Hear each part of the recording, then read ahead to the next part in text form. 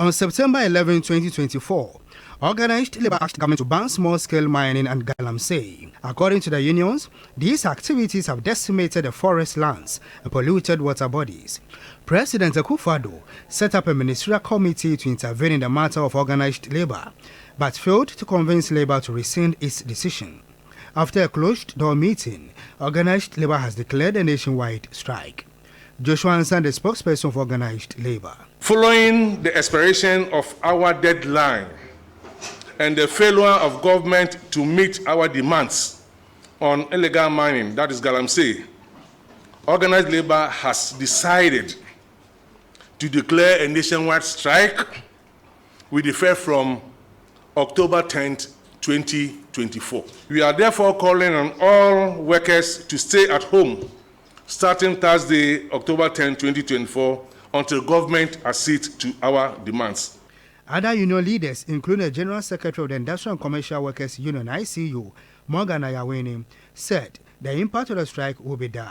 Government, we are proceeding to declare a nationwide indefinite strike action.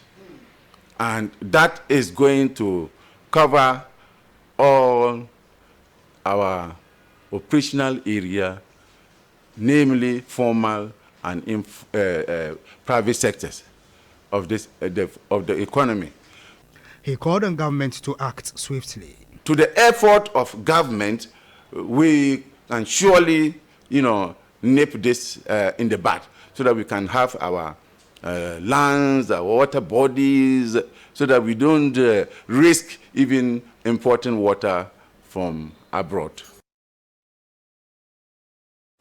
Right, so let's interrogate this subject a while further. Joining us on phone now is Professor Bafo Ajimendua, who is a governance consultant and analyst. Prof, a very good evening to you. Thank you for your time. Thank you for having me. To start with, I'm sure you've been following this back and forth between organized labor and the ultimatum they gave government, which expired yesterday. What do you make of the current threat by organized labor that they will go on strike effective October 10 over galamsey concerns? Well, first of all, it is important to recognize that the concern for galamsey goes beyond organized labor. It's a national concern cutting across parties and all different groups in the country. Everybody in the country for the past couple of weeks have been expressing this concern. And it is very intriguing that the president and his government seem to be very silent on this matter, a matter that is creating serious discomfort among the populace. So I really don't understand why the president is being impervious to these kinds of citizens' concern. Now, with the organized labor, sure, we know they issued that threat some time ago, and they gave a deadline. And I am hoping that the president will break his silence and respond. I think the response that we have gotten so far from government is not satisfactory. It does not address the concern, the urgency of the matter. And it is very surprising that the president is showing no concern about this. I think if before their deadline of the 10th of October, they are not getting the response that they want, I will not be surprised if they proceed with a threat to go on strike. And such a strike will certainly paralyze the country. And I don't think any president would like to see his country paralyzed by a strike by organized labor, because that would be very widespread. It might put brakes on an economy that's already struggling to stand. And I don't know what the president intends to do, but certainly it must be taken seriously.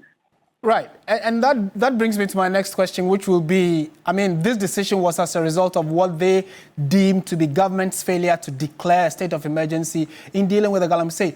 What should the president or government in itself's posturing be? How should they, act so at least we avert a nationwide strike and actually deal with this canker? Well, first of all, it's not the declaration of state of emergency that is in itself important. it is important for government to know that people know its policy, its plan to arrest the situation. In fact, it's been suggested by a senior military person that declaring the state of emergency has certain implications that may not augur well for an election period, because it might mean forcing people to go to bed at certain times. It might affect the electoral schedule. What is important to do is for government then to declare certain areas security zones, and that declaration may not need parliamentary approval as a state of emergency declaration will need. And that will enable the military to go in with full force to cordon off those areas. I think that would be an important step. And then, of course, the government should also immediately suspend federal licenses and those that have been given in the past few years. I think these would be practical measures that can impress people that the government is serious about the issue. I know that ministers and government, the president himself, they travel across the country. If they don't, at least they see on social media what is happening to our water bodies, what is happening to our forest reserves, something that they themselves created by enacting a law to open up forest reserves for mining and the destruction of the forest. So these are, I think, immediate measures the president can take to begin to impress on population that it is taking this matter seriously. So far, we do not see that seriousness at all. Right. And Prof, finally and briefly, unfortunately, we've had some key political figures say something about the Galamsey, and we've heard them say that, for instance, they cannot ban it because of the effect it will have on their electoral fortunes. When political actors are talking about such a sensitive national issue, how does this affect the national fight to stop or bring an end to it? Well, I think the whole problem revolves around leadership. I think there's serious lack of national leadership on this particular problem. And if the president himself is not showing leadership, it opens the doors for his people to make all kinds of statements that are certainly not to be respectful, certainly not that don't make sense in the midst of such a situation. So I think the president has been firm to really give some sense of direction. That sense of direction could influence how his own ministers and appointees will make a statement relating to the issue. So I think the problem at the moment is the complete lack of leadership on this matter. And that's what is creating the discomfort and enabling some people to make all these needless statements. Right.